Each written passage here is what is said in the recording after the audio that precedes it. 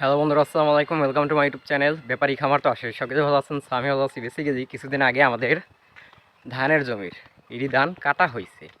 এখন কাটা হয়েছে, সেগুলো বিক্রি করছি, একদম সম্পূর্ণভাবে বিক্রি করে তাদের হাতে বুঝাই দিই না। আমি কিছু টাকা হাতে পাইছি, প্রায় 30,000 টাকার মতো।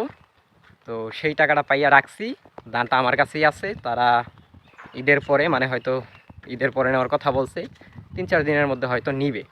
এখন কথা হচ্ছে, আমাদের আমন ধান লাগানোর সময় হয়ে গেছে। এখন যার কাছে, মানে যাকে দিয়ে আগে ইরি ধানের জমি চাষ দিছিলাম, ঠিক তার কাছেই ধানটা বিক্রি করতেছি, আবার তাকে দিয়েই আমন ধানের জন্য চাষ দেওয়াবো। এখন এর জন্য আজকে সকাল থেকে প্রায় 9টা থেকে এখন বাজে 10:30টার উপরে অনেকটা সময় তার সাথে বসেছিলাম। মানে সে আসবে আসবে বলে একটু একটু সময় একটু জিরায় নেই, এইটা মানে অনেক কাহিনীর পরে যাই হোক আসছে। এখন মেশিনটা হচ্ছে, একটু ব্যাক ক্যামেরা দিয়ে দেখাই, সামনের ক্যামেরায় ভালো মতো বোঝা যাবে না, এর জন্য ব্যাক ক্যামেরা দিয়ে দেখাই, তাহলে বুঝতে পারবেন মেশিন কই।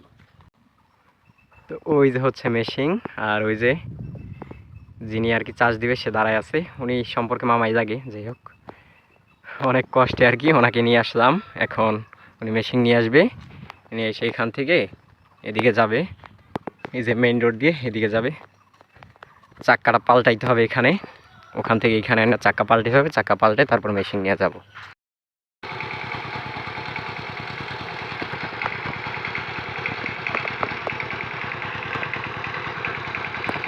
তো অবশেষে মেশিন আনলাম, আনার পরে মেশিন এই যে উপরে উঠানো হয়েছে, পরে উঠানোর পরে এখন আমি ওনার সাথে ধইরা মেশিনটা উঁচা কইরা জায়গায় আর কি মেশিনের চাক্কাগুলো এখন পাল্টানোর জন্য ব্যবস্থা করতেছি।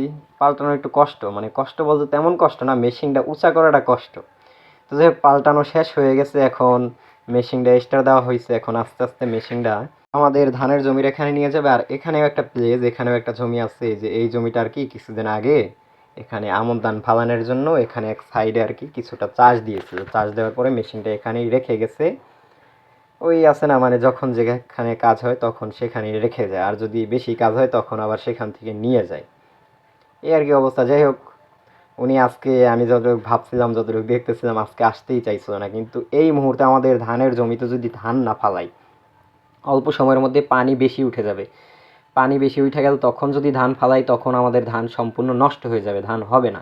কারণ হালকা শুকনার মধ্যে ধানটা থাকলে তখন ধানটা হবে, তারপরে পানি আসলে তাতে আমাদের কোনো প্রকার সমস্যা হবে না ধানের। তো যাই হোক, অবশেষে মেশিন আনার পরে আবার মেশিনের চাক্কা পাল্টানো হয়েছে। মেশিনের চাক্কা পাল্টানোর পরে আবার এখন আমাদের ধানের জমিতে নামায় রাখছি। আগামী দিন ইনশাল্লাহ চাষ দেওয়ার চেষ্টা করব। সকলেই ভালো থাকবেন, সুস্থ থাকবেন। দেখা হচ্ছে নেক্সট কোনো ভিডিওতে নতুন কিছু নিয়ে। আজকের ভিডিও পর্যন্তই। আসসালামু আলাইকুম।